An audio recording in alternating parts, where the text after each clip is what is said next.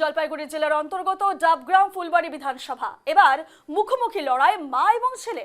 ওই কেন্দ্র থেকে বিজেপি প্রার্থী হয়েছেন বর্তমান বিধায়ক শিখা চ্যাটার্জি। অন্যদিকে ওই কেন্দ্রে এবার তৃণমূলের প্রার্থী হয়েছেন শিলিগুড়ি পুর নিগমের ৩৬ নম্বর ওয়ার্ডের কাউন্সিলর রঞ্জনশীল শর্মা। তবে এখানে মা ও ছেলে বলতে জন্মদাতা মা নয়, পালিতা মা। শোনা যায় ছোটবেলায় রঞ্জনশীল শর্মার বাবা মা মারা যাওয়ার পর শিখা চ্যাটার্জির কাছে মানুষ হয়েছেন তিনি, আর তাই এবার ওই কেন্দ্রে আলোচ্য বিষয় হচ্ছে মা এবং ছেলের লড়াই। এ নিয়ে আমাদের প্রতিনিধি জয়দীপ বাগের এক প্রতিবেদন দেখুন।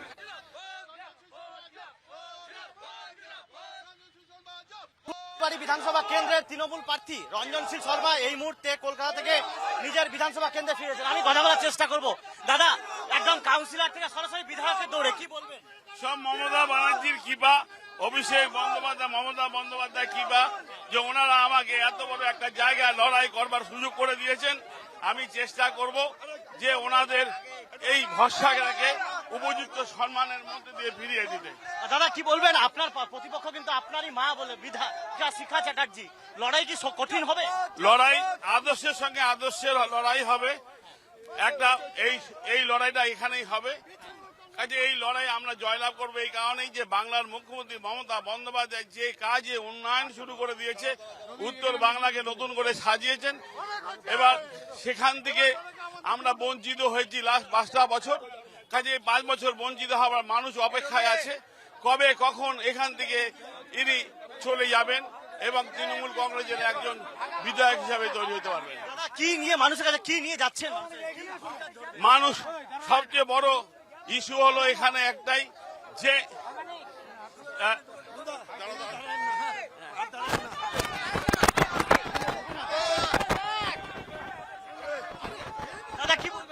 মানুষের সবচেয়ে বড় 5টা বছরে একবারও বিধায়ক লেজিসলেটিভে গিয়ে এই অঞ্চলের মানুষের, গরিব মানুষের কথা এবং এই অঞ্চলে গ্রাম অঞ্চলের মানুষের কথা কেন একবারও বলেননি, বলে কেন তাকে এখানে পৌরসভা তৈরি হলো না, এই কথাই মানুষ আজকে বলতে চাইছে।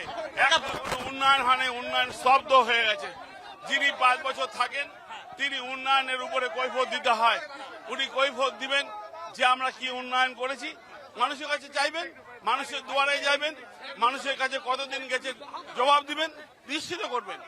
মানুষ ওখানে শুধু আপনার বিধানসভায় গিয়ে ধর্ণা আর হলো ওয়াক আউট করবার জন্য পাঠায়নি, মানুষ ওখানে পাঠিয়েছে মানুষের কণ্ঠকে ওখানে তুলে ধরবার জন্য, মানুষের কাজ করার জন্য।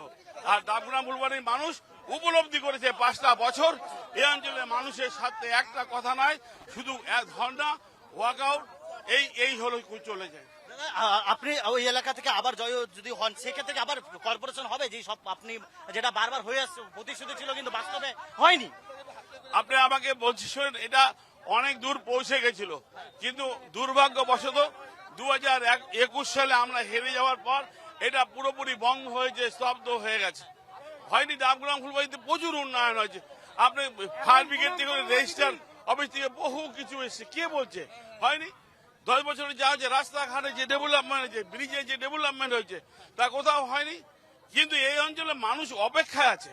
কেন ওই অঞ্চলের মানুষ আমরা সবচেয়ে বেশি আমরা পিছিয়ে পড়া জাতি, আমরা SC STর মধ্যে সবচেয়ে বেশি পড়ি। এই অঞ্চলের মানুষ আমরা বেশিরভাগই ওপার বাংলার থেকে আমরা এসছিলাম। ওপার বাংলার থেকে আসার পর আজকে SIR নাম করে আমাদের পরিবারের উপরে যে হয়রানি করা হচ্ছে, তা আমরা অবশ্যই আগামী 23 তারিখে আমরা বুঝে নেব। জিতার ব্যাপারে কথা নিশ্চিত আপনারা? আমি নিশ্চিত হওয়ার আগেই আমি আপনাকে অনুরোধ করব, আজকের এই উচ্ছ্বাস, এই উন্মাদনা এটা প্রমাণ করে দেয় যে কোনো লড়াই হচ্ছে না। শিলিগুড়ির যে ডাবগ্রাম ফুলবাড়ি বিধানসভা কেন্দ্র, সেই বিধানসভা কেন্দ্র থেকে একদম নিশ্চিত যে রঞ্জনশীল শর্মা এবার জয়যুক্ত হচ্ছে এবং দীর্ঘদিন ধরে এই এলাকার মানুষের যে বঞ্চনা, সেই বঞ্চনা এবার অন্তত মানুষের সেই যে দাবি দাবা যা প্রতিশ্রুত তা এবার কিন্তু পূরণ হবে বলে এমনটাই কিন্তু আশা।